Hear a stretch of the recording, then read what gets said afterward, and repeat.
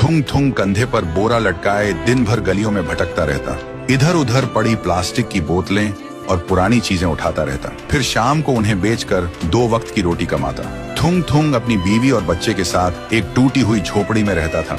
गरीबी इतनी थी कि कभी कभी नमक रोटी भी नसीब नहीं होती थी। भूख मिटाने के लिए पेड़ों के पत्तों का सहारा लेना पड़ता।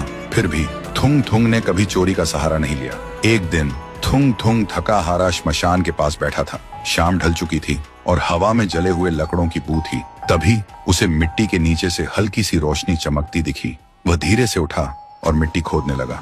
कुछ ही देर में उसे जमीन के अंदर से एक पुराना सा लोहे का घंटी वाला दिया मिला। जैसे ही उसने उसे उठाया, एक भारी आवाज गूंजी, जो भी इस दिए को जगाएगा उसकी हर इच्छा पूरी होगी, लेकिन बदले में उसकी सबसे प्यारी चीज चली जाएगी।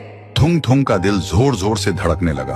वह मन ही मन सोचने लगा, सबसे प्यारी चीज मतलब क्या? वह घर लौटा और बीवी को सब बताया। बीवी ने ध्यान से सुना।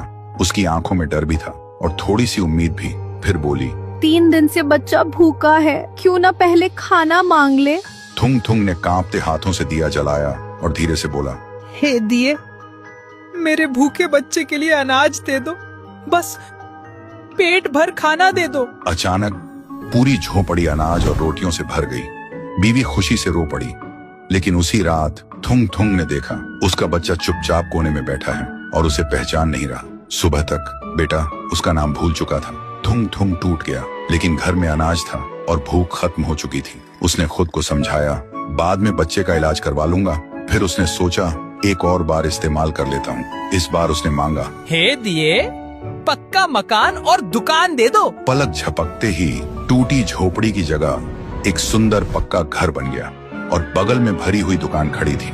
थुंग थुंग खुशी से बीवी के पास दौड़ा, लेकिन उसने देखा उसकी बीवी पत्थर की मूर्ति बन चुकी थी। थुंग थुंग चीखता रहा, रोता रहा और कोने में रखा वह दिया हंसता रहा, क्योंकि शर्त वही थी, हर बार सबसे प्यारी चीज खोना। अब थुंग थुंग के पास बड़ा घर था, पर वह पूरी तरह अकेला पड़ गया था। वह रोते हुए पत्थर बनी बीवी को गले लगाकर बोला, मुझे ये अमीरी जिंदगी नहीं चाहिए। मेरी बीवी और बच्चे को पहले जैसा कर दे, भले ही हम भूखे रहें। दिए की हंसी अचानक रुक गई। एक तेज रोशनी हुई। जब रोशनी हटी, न पक्का घर था न अनाज का ढेर। फिर वही पुरानी टूटी हुई झोपड़ी थी, लेकिन सामने उसका बच्चा खेल रहा था और बीवी मुस्कुरा रही थी। थुंग थुंग ने सुकून की सांस ली और उस मनहूस दिए को वापस श्मशान ले जाकर मिट्टी में हमेशा हमेशा के लिए दफना दिया।